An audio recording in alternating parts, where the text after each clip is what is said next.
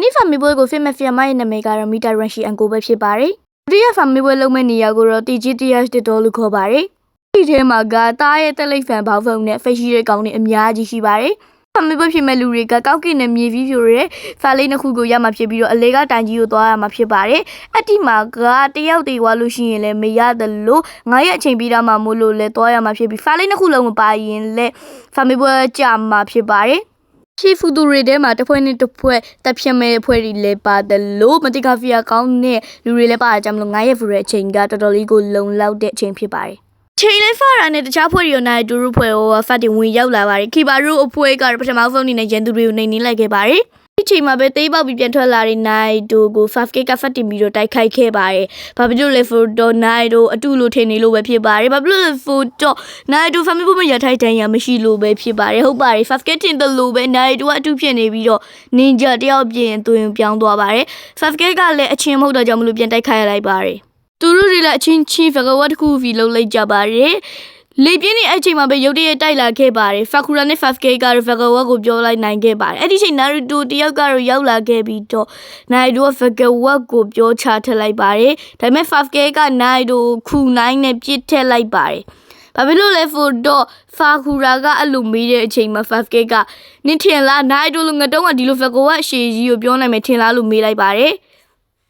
်ဟုတ်ပါတယ်အဲ့ဒါနိုင်ဒိုမဟုတ်ပဲနေနိုင်ဒိုကနေပြီးတော့ကြောက်ဖီရကောင်းနဲ့မိန်းမတယောက်ဖြစ်ပြောင်းသွားခဲ့ပါတယ်။5K ကလည်းဂျိုတိနေလို့ရန်သူကြောင်းလို့ဖကဝတ်ကိုအရှိကြီးနဲ့အကျယ်ကြီးပြောလိုက်တာဖြစ်ပါတယ်။ဟုတ်ပါတယ်နိုင်ဒိုအဖစ်ကတော့တစ်ပင်မှာမောက်နေခဲ့တာဖြစ်ပါတယ်။အဲ့ဒီချိန်မိုးကြီးတောင်ရောက်လာပြီးနိုင်ဒိုမြူချလိုက်ပါတယ်။အဲ့ဒီထူးဖက်နဲ့မိန်းမကြီးကသူ့ရဲ့မြေကြီးဖက်လေးကိုမြူချလိုက်ပြီးတော့သူ့ရဲ့ကြောက်ဖီယာကောင်းတဲ့အကြည့်တစ်ချက်နဲ့ 5K ရောဖာခူရာကိုကန်ဂျူဖူမဟုတ်တဲ့သူ့ရဲ့အကြည့်တစ်ချက်နဲ့လှုပ်လို့မရအောင်လုပ်ပလိုက်ပါတယ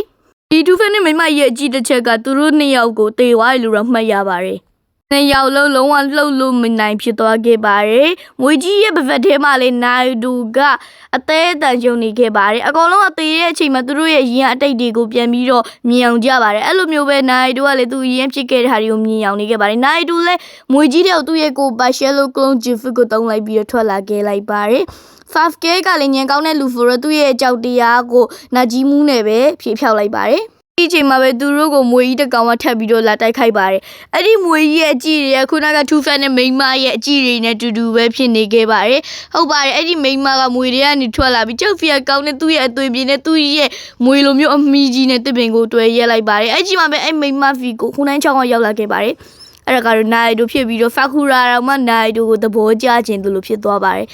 5K ကတော့သူ့ရဲ့ကောင်းကင်ဖာလေးကိုပေးလိုက်ပြီးတော့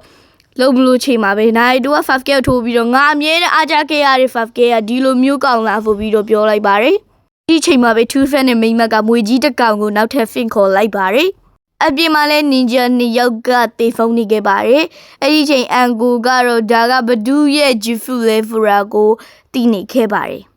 ဟုတ်ပါတယ်အန်ကိုတွင်းနေတဲ့သူကတော့ခုနကကြောက်ဖျက်ကောင်းတဲ့မွေမိန်းမကြီးပဲဖြစ်ပါတယ်နိုင်ဒိုကတော့မွေကြီးကိုလက်သီးနဲ့အားရပါရထိုးပြီးတော့နေခဲ့ပါတယ်ခြေကြောက်တော်ဖြစ်နေတဲ့ 5K ကိုမွေကြီးကတိုက်ခိုက်ဖို့လုပ်တဲ့ချိန်နိုင်ဒိုကရှေ့ရက်ကရက်ပြီးတော့ငကြောက်လေးမင်းပါလုံးနေရလဲလို့ပြောလိုက်ပါတယ် 5K ကလည်းသူ့အမြဲတမ်းကောက်ွယ်ပေးနေရတဲ့ငကြောင်ကသူ့ကိုလာပြောနေလို့အရန်ကိုအံ့ဩသွားခဲ့ရပါတယ်အဲ့ချိန်နိုင်ဒိုကို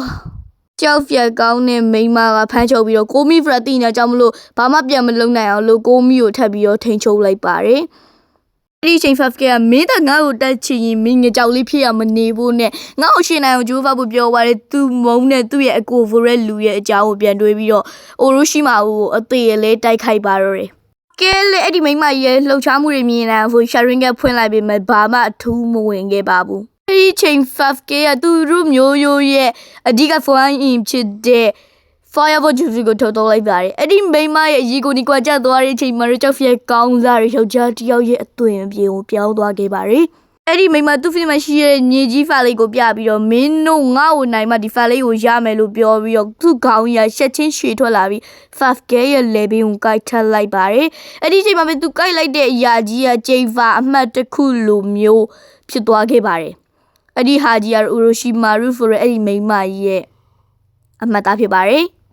ကိုအသက်နဲ့လဲပြီးတော့ Orochimaru ကိုတိုက်ခိုက်ဖို့လုပ်ပေမဲ့ Orochimaru ကအဖားတို့တိုင်းနဲ့ရှောင်သွားခဲ့ပါတယ်။ Orochimaru ကလည်း Fake ကိုတော့ငါသဘောကျသွားပြီဒါကြောင့်မို့လို့ငါအမှတ်သားခြံခဲ့တယ်မင်းမှလည်းအမှတ်သားရှိရလို့ပြောလိုက်ပါတယ်ဟုတ်ပါတယ်အန်ကိုမှလည်းအဲ့လိုမျိုးချိန်ဖာအမှတ်ရှိပါတယ် Orochimaru ကငါ Fake ကိုကြိုက်တယ်ဒီ family ကိုလည်းမဖျက်သိမ်းနဲ့ဖျက်သိမ်းရင်မင်းတို့ရွာကိုဖျက်ဖိပြစ်မယ်လို့ပြောလိုက်ပါတယ်